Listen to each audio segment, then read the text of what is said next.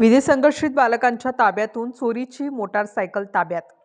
गुन्हे शाखा युनिट क्रमांक 1 ची कामगिरी. गुन्हे शाखा युनिट क्रमांक 1 कडील पोलीस अधिकारी व अंमलदार हे मोटारसायकल चोरीच्या गुन्ह्यातील आरोपी यांचा शोध घेत असताना तांत्रिक विश्लेषणाच्या आधारे व मिळालेल्या गुप्त बातमीमार्फत मोटारसायकल चोरी करणारे इसम कृषीनगर जॉगिंग ट्रक परिसरामध्ये फिरत आहेत. पोलिसांनी पथक तयार करून कृषीनगर जॉगिंग ट्रक परिसरात शोध घेत असताना एक विना नंबर प्लेट मोटारसायकलसह 2 विधी संघर्षित बालके मिळून आल्याने त्यांच्या ताब्यातील 50,000 रुपये किमतीची काळ्या रंगाची R15 मोटारसायकल मिळून आल्याने ती जप्त करण्यात आली आहे. त्यानंतर त्यास अधिक विचारपूस करता त्यांनी सदर मोटारसायकल दुर्गा कॅफे जवळून चोरी केल्याची कबुली दिली. त्यावरून अभिलेखाची पडताळणी करता गंगापूर पोलीस स्टेशन येथे गुन्हा उघडकीस आला आहे.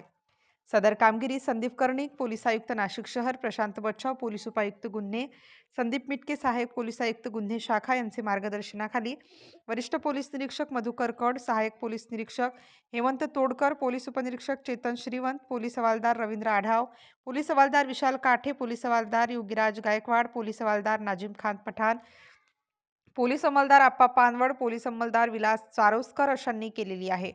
स्टार न्यूजसाठी मोहसिन पठाण, नाशिक.